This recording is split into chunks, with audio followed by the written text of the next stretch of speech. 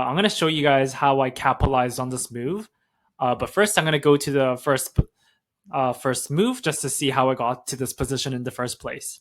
So first of all, we have e4, we have e6. So black wants to go for the French here, and now I take and I play d4, and black develops the bishop to g4, attacking my knight, and I just don't want to. I don't want my queen to be on f3 this game, so I just decided to develop the bishop. And after knight f6, I castle, and after bishop d6, a very common idea to aim for the h2 square. I just play h3, kicking out the bishop. The bishop goes back to defend the d5 pawn, and then I play c3, just solidifying the structure here. Now, black decides to play h6, which is preventing me from playing this bishop g5 move. And now we have knight d2. And then black castles, and then I play rook e1. Rook e1, this is my idea is just to reroute my knight to maybe this f5 square in the future. So now black plays c6, solidifying his pawn structure as well. And now I play this knight f1 move, just maneuvering the knight.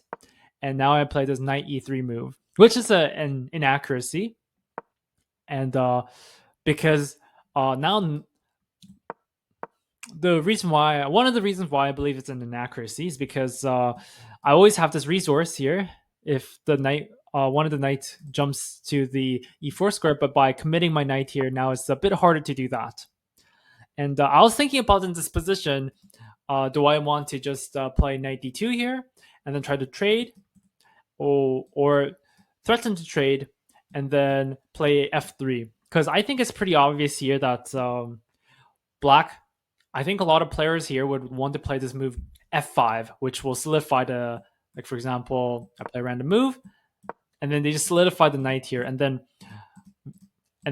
put the knight on c6 to try to get the basically to protect the knight in the center. And I think that would be a very strong position for black. So I don't think that's good.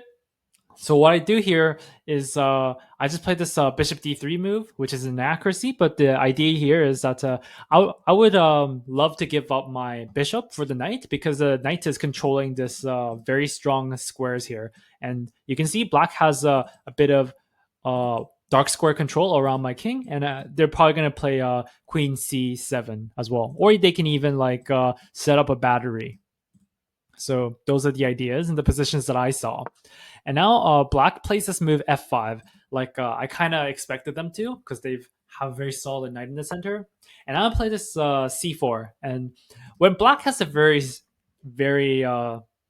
good center here, you just want to attack it and see what they're going to do.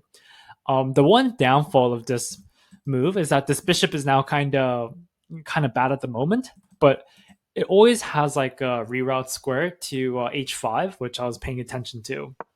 And now we have this rook c8 move. It's not really doing anything at the moment. And I'll play bishop d2.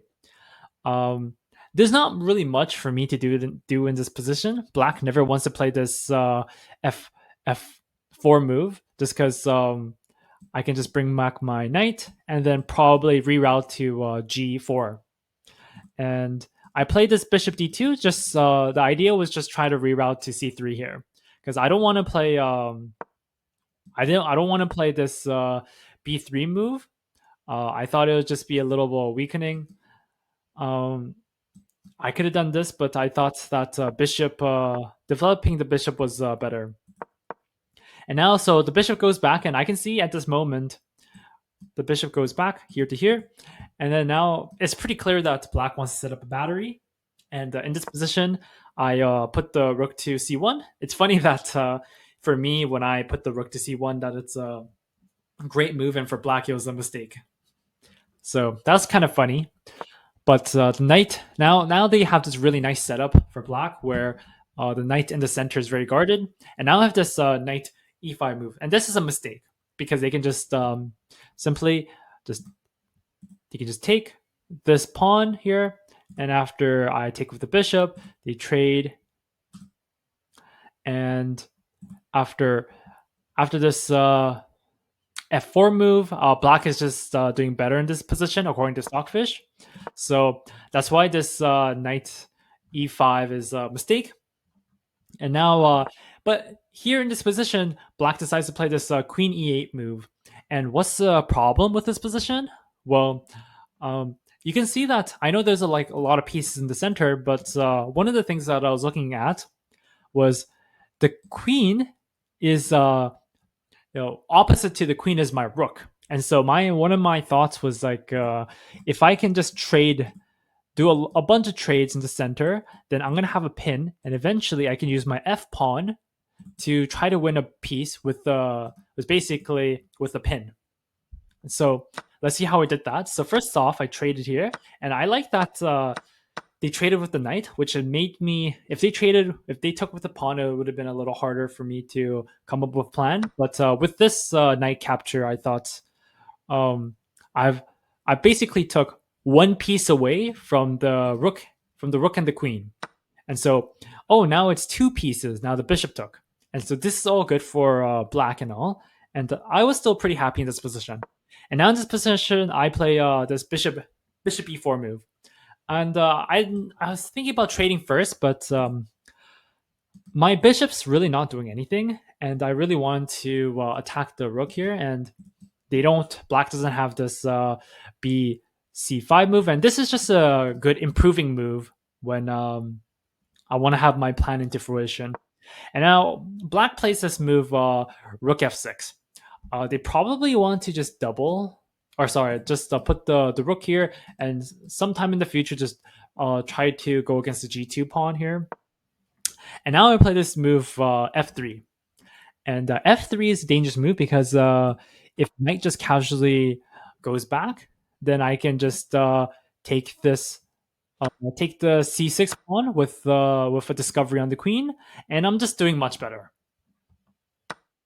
So in this position, what black decides to play is just take the knight, but this is a blunder. So from this point on, this is I think the last tricky moment of the game where I really have a choice between taking the dark square bishop or just taking the knight here.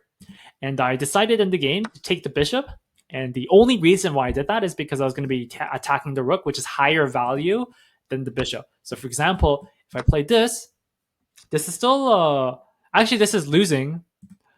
I didn't even realize this, but after black has this check, and then they can just move or just take the piece here. So this would be winning.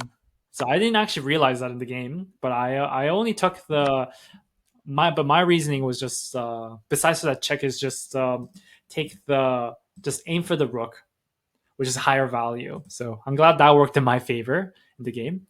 And black decided to take with the queen, and then I took the knight, and then they check. And I put the king on h1. There's no better move there. And now they traded in the center, and I took, and then they took my bishop. And in this position, if you see, black is just up a piece, but I have a tactic here. And the tactic is that now I can take the bishop with check. And if black takes, then I have this, I take the rook for free because the rook is undefended there. So basically then black has to move the king, and then after bishop b3, and we just play a standard game where I just develop my pieces here. They double the rook against my second rank here, and then I aim for this